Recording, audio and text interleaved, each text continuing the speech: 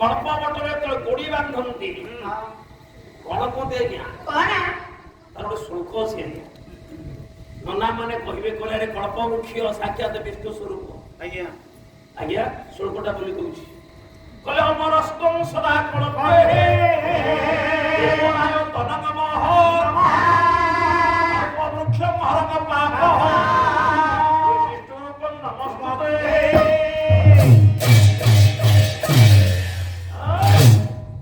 ପଣ୍ଡାମାନେ କହିବେ ପୁଅ କଣେଲା କଳ୍ପ ବଟରେ ପଡ଼ିବା। ଆଜ୍ଞା କଳ୍ପ ବୃକ୍ଷ ସାମାନ୍ୟ ଗଛ ନୁହେଁ, ନାଇଁ ଏ ବିଷ୍ଣୁଙ୍କର ସ୍ୱରୂପ।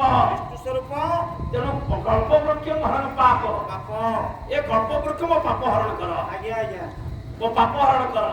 ତେଣୁ ବିଷ୍ଣୁଙ୍କର ତମେ ରୂପବନ୍ତ ବିଗ୍ରହ। ଆଜ୍ଞା ତେଣୁ ବିଷ୍ଣୁଙ୍କ ସହିତ କଳ୍ପ ବୃକ୍ଷକୁ ସମାନ କରିଛନ୍ତି ପଣ୍ଡାମାନେ। ପଣ୍ଡା ମାନେ ସୁଖ ସହିତ ପ୍ରମାଣ। ଆଜ୍ଞା ଆଜ୍ଞା କେବଳ ସେତିକି ଆଉ କଣ ଖାଲି ଦ୍ୱିତୀୟ ଠାକୁର ହଁ ଖାଲି ଗୋଟିଏ ଗୋଟିଏ ଅଳଙ୍କାର ଦେଇ ପଡୁଛି। ସାକୁଲ ଦେଇଦିଅ ଆପଣମାନଙ୍କ କବି ସମ୍ରାଟ ଭଞ୍ଜ ଯେତେବେଳେ ସ୍ତ୍ରୀ ଲାବଣ୍ୟବତୀ ମରିଗଲେ, ମରିଗଲେ ଯେତେବେଳେ ନୟାଗଡ଼ରୁ ମାମୁଁ ଘରୁ ବିତାଡ଼ିତ ହେଲେ, ହେଲେ ଘୁମସ ରାଜବଂଶରୁ ତୋଳା ଖାଇଲେ, ଆଜ୍ଞା କବି ସମ୍ରାଟ ଭଞ୍ଜ ପଳେଇ ଆସିଲେ ପୁରୀ।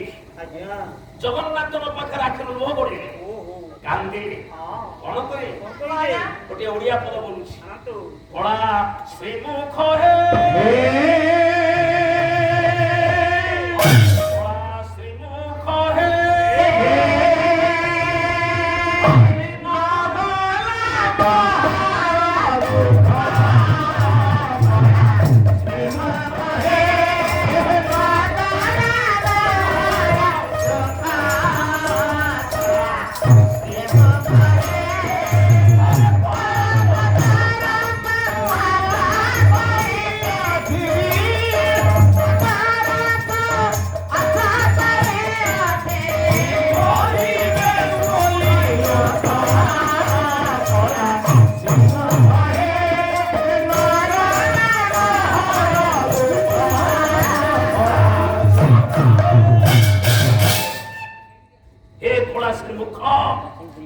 ମୋ ଦୁଃଖ ଗଲାନି। କଳ୍ପ ବୃକ୍ଷକୁ ଆଶ୍ରୟ କରିଅଛି କି କହିବେ ଶୁଣି ଲୋକ ଆପଣ ସାକ୍ଷାତ କଳ୍ପ ବାଦବ କଳ୍ପ ବୃକ୍ଷ। ଆଜ୍ଞା ଆଜ୍ଞା ପିଲାଟିକି ରକ୍ଷା କରନ୍ତୁ ସେ ଜଗନ୍ନାଥ। ଆଜ୍ଞା ଇଷ୍ଟ କଷ୍ଟ ଖଣ୍ଡନ କରନ୍ତୁ ଧନ ଜନ ଛଅ ନମ୍ବରରେ ଯୋଉ ପାଲା ସାଂସ୍କୃତିକ ଆରମ୍ଭ ହଉଛି ଆଜ୍ଞା ଏଥିରେ ଆଜ୍ଞା ଆମ ଓଡ଼ିଶାରେ ହଉଛି ଜଗନ୍ନାଥ ସାଂସ୍କୃତିକ ଦେଶର ଲୋକ ଆମେ। ଆଜ୍ଞା ତେଣୁକରି ଜଗନ୍ନାଥ ବିଷୟରେ ଆଲୋଚନା ହେବାରୁ ଆପଣମାନଙ୍କୁ ଆମର ବହୁତ ଖୁସି ଲାଗୁଛି। ଆଚ୍ଛା ଆଉ ଆପଣମାନଙ୍କୁ ଆମର ଗୋଟେ ପାଲା ବାହନ ସେ ଆପଣଙ୍କୁ ଖୁସି ହେଇକି ବାହନକୁ 100 ଟଙ୍କା ପୁରସ୍କୃତ କରୁଛି। ଆଚ୍ଛା ବୀରେନ୍ଦ୍ର ଖଣ୍ଡ ମହୋଦୟ ଆରେ ବାଦ୍ୟକାର ମୁଖ୍ୟ ବୁଝିବ ସେ କଣ ବାଡଉଛି କଣ ମୁଁ ଜାଣିପାରୁଛି। ସେ ବାଡ଼ଉଛି ଆମ ଝାଞ୍ଜ ଫାଟୁଛି ସେ କଣ ବାଡଉଛି ବାଦ୍ୟକାର ମୁଁ ବୁଝିବି। ମୋର ତ କିରଣ ଛାଡି ଆମ ଝାଞ୍ଜ ଫାଟୁଛି। ଯାହା ହବ ତେଣୁ ବାଦ୍ୟକାରଙ୍କ ବାଦ୍ୟରେ ଖୁସି ଆଜ୍ଞା ଆଜି ବୀରେନ୍ଦ୍ର କର ମହୋଦୟ 100 ଟଙ୍କା ଦେଇଛନ୍ତି। ହରିଣକୁ ସେ 100 ଟଙ୍କା ଉପହାର ତାକୁ ଖର୍ଚ୍ଚ କରି 5 ଜଣ ରାତି ଖାଇବା ଏକା ଖାଇବୁ ତ ପେଟ କାଟିବ। ବୀରେନ୍ଦ୍ରଙ୍କର କଳା ଜୀବନକୁ ସେଇ କଳା ଠାକୁର ଆଜି ରଙ୍ଗମୟ କରନ୍ତୁ, ସାର୍ଥ କରନ୍ତୁ ଏବଂ ତାଙ୍କର କଳା ଜୀବନର ବିକଶିତ ସୋପାନକୁ ସେ ଊର୍ଦ୍ଧ୍ୱଗତି କରନ୍ତୁ। ସର୍ବାନନ୍ଦେ ଆନନ୍ଦେ କବାର ପରେ ଆଜି ବାଦପାଲା ଆରମ୍ଭ ହେଇଛି। ଜଣେ କହିଲେ ଜଣେ ଛାଡ଼ିଦବ ସାର୍, ଛାଡ଼ିଦବ। କଳ୍ପ ବୃକ୍ଷ କଲା ମୁଁ ଉଠେଇଦେବି ମୋ ଦେହରୁ ଡାଳ ବାହାର କରି ତୋ ଦେଉଳ ଭାଙ୍ଗିଦେଲେ ତୁ ରହିବୁ। ଗଣେଶ ଠୋଠ ହେଇକି ଆସିବୁ କହିଲେ ଆରେ ତୁ ମୋ ଦେଉଳ ଭାଙ୍ଗିବୁ, ତୁ ମୋ ଦେଳ ଭାଙ୍ଗି ବେড়ে ସାଥ ଆରେ ଆରେ ମୋ ବୋପାକୁ ଛାଡ଼ିବି, ପାଖ ଛାଡ଼ିନୁ ତୋତେ ଛାଡ଼ିଦେବି। ତୁ ଯୋଗ୍ୟ କୋଟା ଗୋଟେ ଶ୍ଳୋକ ଆଣୁଛି ଚଣ୍ଡ କୌଶିକ ନାଟକ। ଆଜ୍ଞା ଆମ ଶ୍ରୀଚନ୍ଦନ ବାବୁ ହଁ ହଁ ତାଙ୍କ ଚନ୍ଦନ ବାବୁ ଆରମ୍ଭ କଲେ କଣ ସେ ସାରିଲେ କୋଉଠି ମୁଁ ବୁଝିପାରିଲି। ତାର ଅଗ ନାହିଁ କି ମୂଳ ନାହିଁ ଆଜି ମଝିରେ ପକ୍ତ ପକ୍ଷୀ କାଟିଲି। ଚଣ୍ଡ କୌଶିକ ନାଟକ କବିଲେ ଆର୍ଯ୍ୟ କ୍ଷମେଶ୍ୱର ଗଣେଶ କହିଲେ ମତେ ଚିହ୍ନିନୁ ମୁଁ କିଏ? ତୁ କିଏ? ଶମ୍ଭୁ ସମାଧିର ପିଜେନ କୃତାନ୍ତରାୟ ସଚାତ୍ୱର ବିଧି ଶିବରଶ୍ଚଙ୍କିଳୀ ସ୍ୱୟଂ ବସା ସିଦ୍ଧି ଜଗତ୍ରାୟ ସିଦ୍ଧି ଦୋଷମ ବିଭ୍ରମ ପରମ ପରମସି ବିଘ୍ନ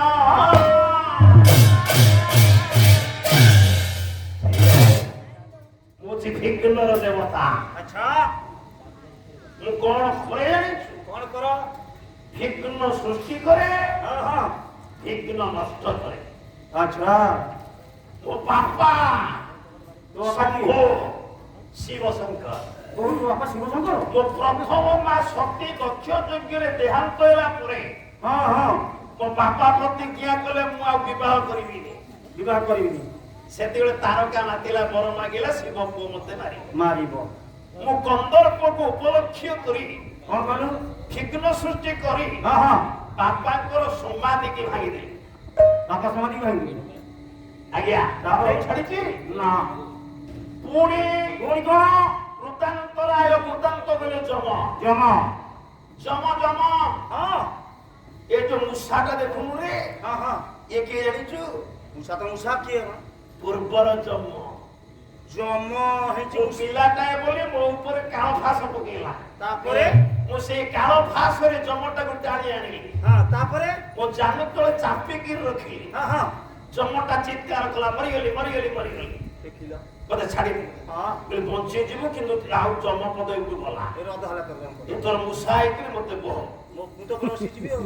ମୁଁ ତୋ ଉପରେ ବସିବି ତୁ ମତେ ବହିବୁ। ମାନେ ବାହାଘର ହେଇଗଲା। ତେଣୁ ଗଳ୍ପ ମୁଖ୍ୟ ମୂଷାଟା ଯୋଉ ଦେଖୁନୁ ସିଏ ଜମ। ଆଚ୍ଛା ପ୍ରମାଣ କିଏ ଦେବେ? ଅନଙ୍ଗ ରାମାୟଣ କବି ହେଲେ ଅନଙ୍ଗ ରେଜେନ୍ଦ୍ର। ଗୋଟେ ପଦଟା ମୁଁ ସେଇ ଆଜ୍ଞା ବନ୍ଦ ଶ୍ରୀ ଗଣନାଥ ଗୌରୀ ନନ୍ଦ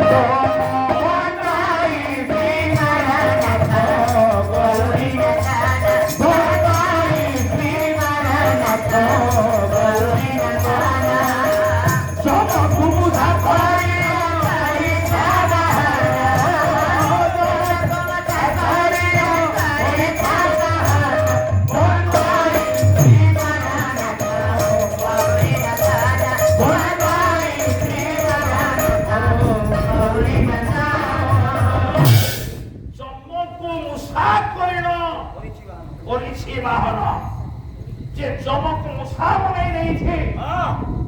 ଯେହେତୁ ଗଛଟାକୁ ଦେଉଳ ଭାଙ୍ଗିଦେବୁ ଦେଖିବା ଦେଖିବା ଦେଖିବା ଦେଖିବା ଯଦି ମୋ ଦେଉଳ ଭାଙ୍ଗିଯାଏ ମୁଁ ସେ କ୍ଷେତ୍ର ଉଲ୍ଟ ପାଲ୍ଟ କରିଦେବି।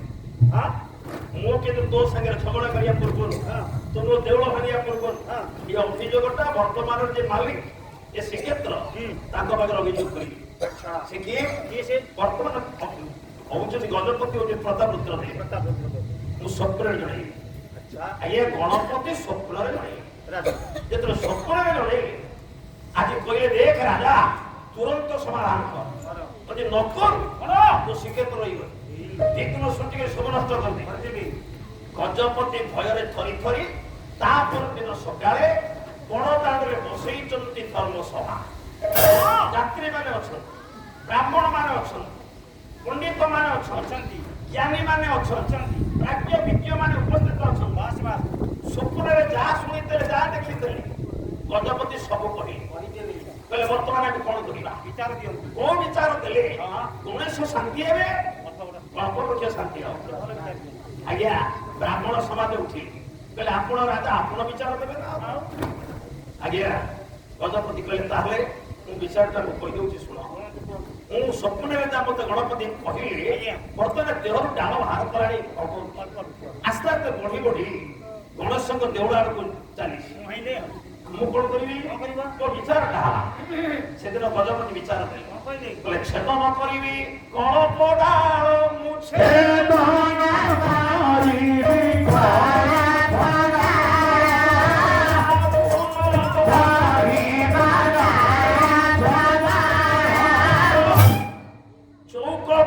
ଡାଳଟା ଦେହରୁ ଡାଳ ବାହାର କରିଛି ଗଣପତିଙ୍କର ମନ୍ଦିର ଭାଙ୍ଗିବା ପାଇଁ। ମୁଁ ଆଦେଶ କରୁଛି ସେଇ ଡାଳଟାକୁ ହାଣି ଦିଆଯାଉ। ଆଚ୍ଛା ଆଚ୍ଛା ହାଣିଦେଲେ କାମ ସରିଲା। କାମ ସରିଯିବ ଆଉ ଆଜ୍ଞା ଭଲ ହବ କଣ ଭଲ? ନା ରୋଷେଇ ଘରୁ ଜାଳ ସରିଗଲାଣି ଜାଳ ହଣାଇକି ଶୁଖିଲା ଜାଳ ପୁଳେ ବାହାରିବ ଯାହା ରୋଷେଇ କାର୍ଯ୍ୟ ହବ ଆଉ ଜାଳ ହାଣି ଦିଅ ତମେ ରୋଷେଇ ଆଣ। ଆଜ୍ଞା ରୋଷେଇ ଆଣ ଆଚ୍ଛା ଆଚ୍ଛା ଆଚ୍ଛା। କିନ୍ତୁ ବୁଢା ବ୍ରାହ୍ମଣଟିଏ ଥରି ଥରି ଛିଡା ହେଲେ କହିଲେ ଗଜପତି ନିଶାପ ଭୁଲ। ଭୁଲୁ ନିଶାପ ଭୁଲ ହେଇଗଲା। ଗଜପତି ନିଶାପ ଭୁଲ ହେଇଗଲା। କଣ ଭୁଲ ହେଲା କଳ୍ପ ବଟ ଡାଳକୁ ତୁମେ ହାଣିଦବ ଭୁଲୁଛି ନାଇଁ। ଆଉ ବାଲିପାଟଣାର ସନ୍ଥ ଶିଶୁଅନନ୍ତ ଦାସଙ୍କର ଗୋଟେ ପ୍ରଦାନ ଅଛି। ଆଚ୍ଛା ଶ୍ରୀକ୍ଷେତ୍ର ମହିମା ଉପରେ ଗୋଟେ ଧାଡ଼ି କହୁଛେ କହିଲେ ଆନନ୍ଦ ବଜାରେ ସାନନ ପସଇ